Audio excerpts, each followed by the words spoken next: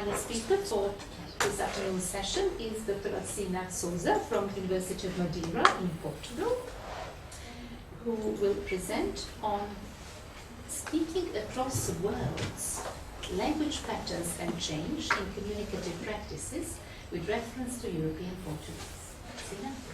Thank you very much for your presentation. Well, mine is going to be more about problem posing. And I'm sorry, this is the last one. Oh, this is the end, sorry. Okay. And I'm here on behalf of ENIEDA and also several projects. One of them is pupils integration, so it's called Pinocchio European project, and also Linguistics by Joachim Grasch, with whom I cooperated, and the data has not been published yet. So, practically it's going to be about introduction, aims, problem, methodology, and then I'm going to discuss some of the issues related to European Portuguese, languages in contact, and the final considerations. Before I start, so I'll give a comprehensive account of a number, so it's a limited because the corpora I have is extensive, and I only selected some issues. A number of communicative situations in European Portuguese with a focus on lexical, syntactic, thematic choices, namely terms of address and modality, and then discuss mobility and migration issues in the scope of their impact on language use, common patterns, language change in communicative practices, and then the challenge I would like to discuss is what we, as also teachers, would like to do in such cases where you have policies, practices, and perspectives, how we take into account these issues, and then what do we do in class or in lecture setting at university. So the problem, disciplinary boundaries seem to become fuzzy in the course of changes in society and technology. This is one of the aims. Then closer connection between the academy and the entrepreneurial world has dictated that we have to reshuffle syllabi all over Europe. And this is a major trend from communicative approach to skills based and needs analysis. And then we have another issue, which is mobility in Europe, because and we have languages in contact. We're talking about migration, okay, but the word migrate, well, it has, from what Monica said, so already the word has a negative, it's marked. And what we talk about is mobility. How is this mobility conveyed or fostered by the language the people or the users resort to? So how is it? Is it discriminating, or is it then creating the Babel Tower? Because as it was said right at the beginning with Dr. Svetlana, our colleague, she was saying, well, the key issues in the famous document, European Community Framework, and we talk about integration, we talk about fostering identity, talking about preserving the structure of the language, and what do we have then at the end? And then another variable that I take into account is the multifaceted L1, L2 teaching learning paradigm.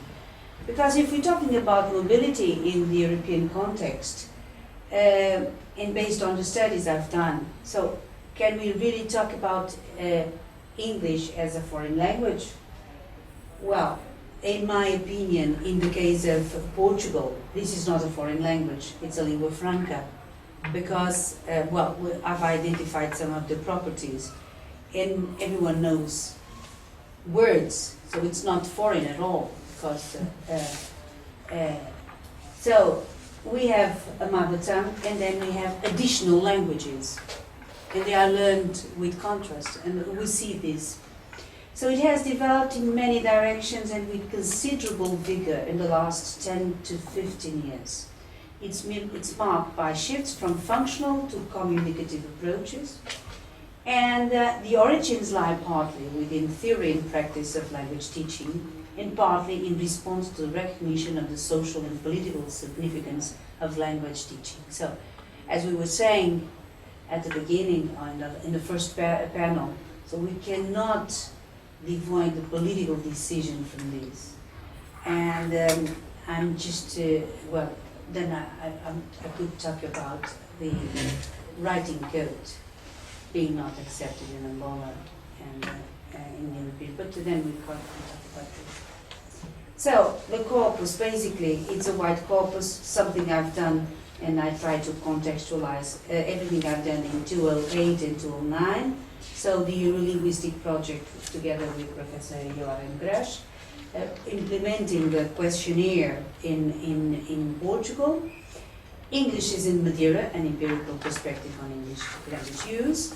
And, but the most I'm going to focus today is on media texts in Portuguese, because media text depicts, constructs and reconstructs, and well, it's a way of disseminating some kind of political oriented or not, we're going to see, oriented picture of what the language is. And why did I select Sábado and Visão? Because Sábado and Visão are the magazines available in business classes at airports together with Time and Newsweek. So why? So this is the way you represent the language and you communicate with Portuguese speakers. Of course, I'm just talking about European Portuguese. You can have Brazilian Portuguese, and it's too reductive, because then you could have Angolan Portuguese, and you can have Mozambican Portuguese, and so on, because it's the Lusophone world, the Portuguese-speaking world is wide.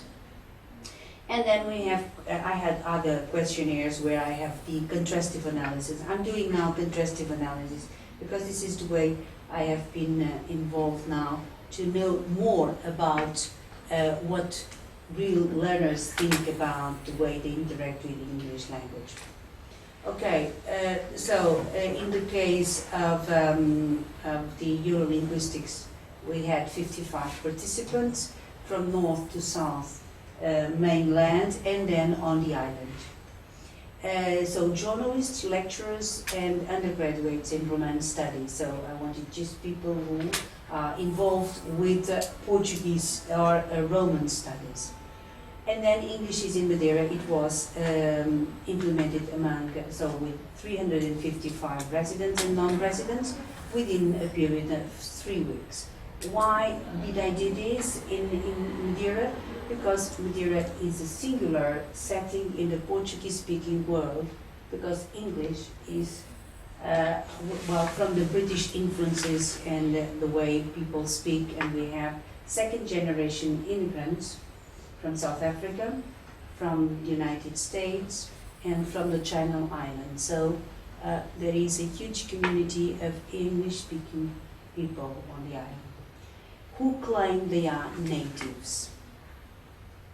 So it's the language, so they preferred speaking in English than most time in Portuguese, despite the fact that they are Portuguese. So they are second generation, and some of them were born in an English-speaking country.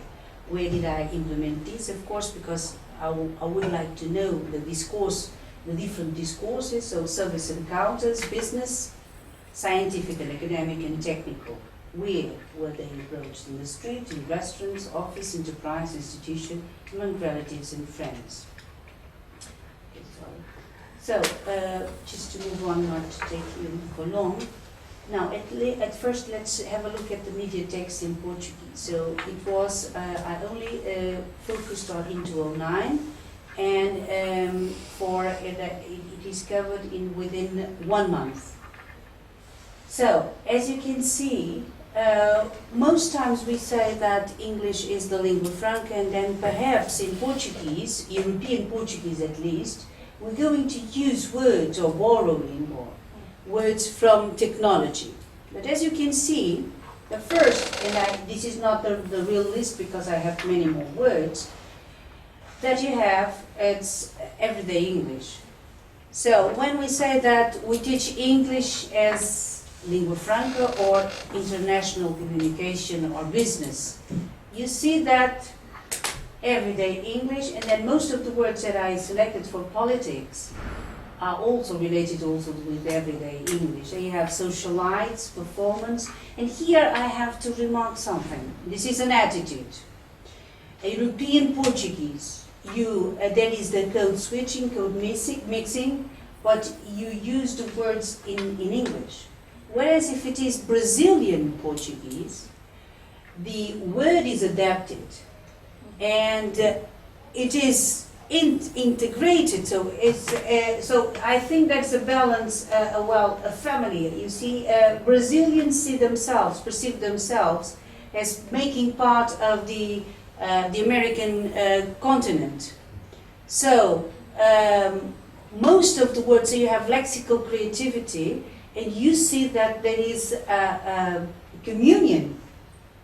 Whereas if I go, for instance, to Italy, most of the words are in Italian. So you preserve your own identity, well, most of the times. But in European Portuguese, what do you have? Well, and I'm talking about mainland and Madeira. I'm not talking about Angola or Mozambique. This is something we could do then on the media representations and so on. What did they do? What did they do? Here you have socialites, performance. Well, word performance is something we listen to. Checklists, dream team, Miss Sympathia, spray, anti-car jacking, t-shirts, stars down, and so on. Given the levels of illiteracy in Portugal, and if these magazines are disseminated not only in the Portuguese mainland, so are these pieces of news really informing or excluding? Because the majority, so people in their 50s onwards, don't speak English. They were taught French because French was the compulsory language till the revolution, 1974, 1980. So I started learning French, and only then English, and then German. So what is the role of these words, blockbuster, puzzle, remakes, gay, top, thriller, posters, and so on, comic books, reality show, so from everyday English. So we are creating, so we talk about lingua franca as English as a lingua franca, but then the patterns of the lingua franca are also adapted to the European Portuguese, because this is the way people in Timor are going to be, are going to read the Portuguese, despite the fact that they are not close to the mainland or so. And then you have business trends, well, PAX, crash, holding, but this is something we read even in advertising. And of course technology, emails, online, cruise control, gadget curativo. But then you see gadget curativo, and you see that the word in English, and together most of them are in as attributives or as adjectives. They are modifiers. Okay, so this is, well, I focused on lexical choices. Now I'm going to focus on terms of address. So in Portuguese we used to have several ways of expressing formality in terms of address. So we had, very polite ways, and now with the influence of the you, because you in English also had different forms, tend to be just one. And according to the questionnaires, in Eurolinguistics, everyday communicative practices most frequent is tu, informal, And você and vocês, okay. Or seldom vós. Vós is something that we have the second person plural, most related to the formal way not to offend. So, for instance, if in formal ways we say você or vocês, this is highly offensive. But the new generation now uses você and vocês. For instance, in a lecture, professional setting, if I say você, this is highly rude. We avoid the word and we use the third person singular. As you can see here, Madeira students in Madeira often mention Mr. Preceded by the article, because this is the structure in Portuguese. But they used the third person singular form of the verb. So it is that the regional variety, and this is that we have to do to focus on the regional varieties, they keep the forms of politeness of the standard Portuguese. Children to parents to, well, my generation we don't say to. Pai, mãe, and the third person without mentioning, and then you have in Madeira informants across ages, often mentioned Mr., Mrs., again, then você. So there is a change. Children to relatives and so on. So, and then you have employer to employee. Now a change, você. So highly offensive way. And then service encounters, você. In Madeira, informants across ages, você, vocês, and so on.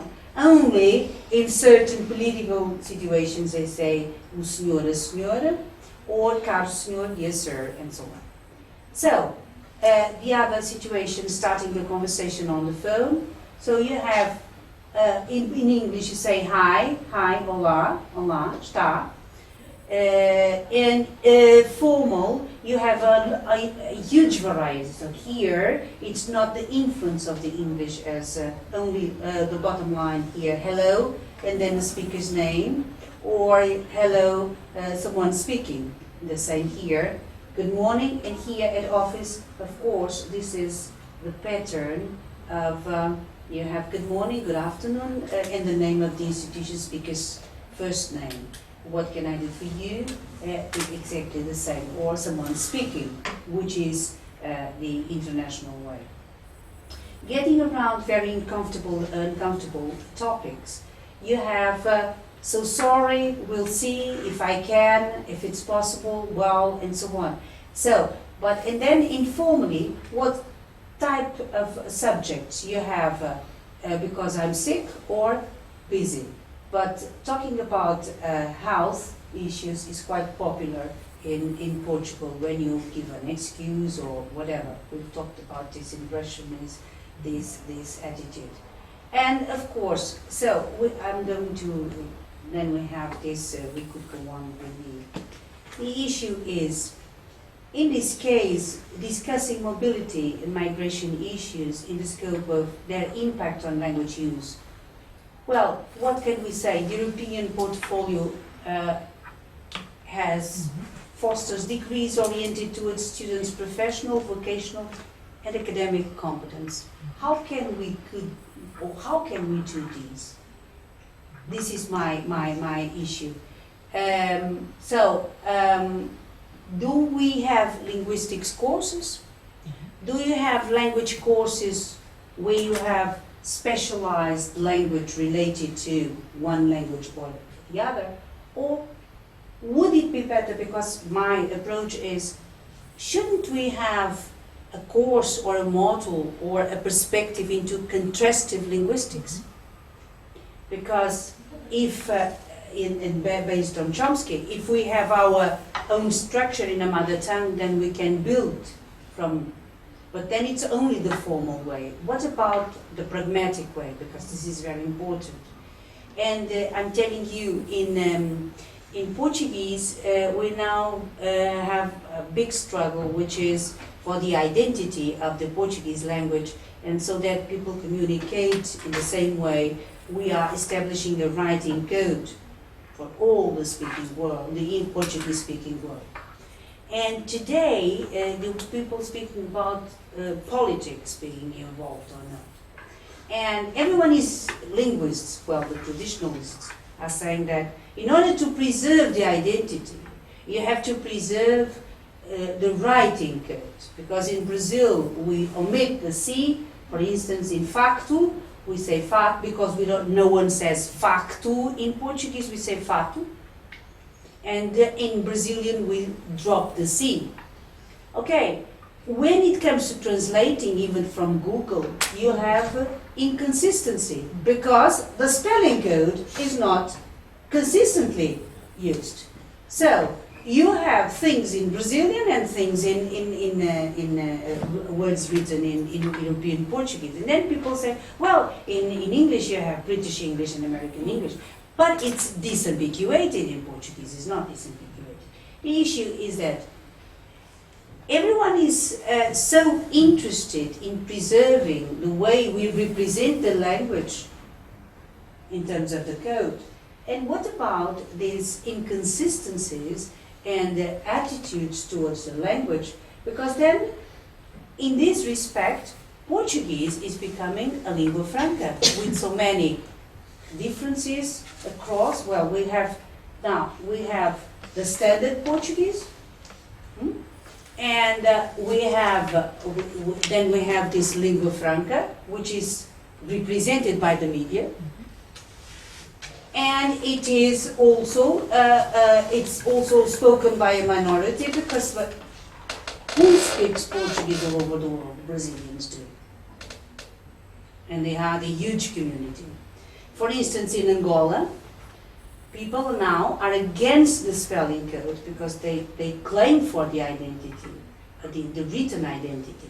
In my opinion, this is a political issue because Angola is very much involved in the United States and oil and the business, and then that's the issue. So which strategy are we going to focus on?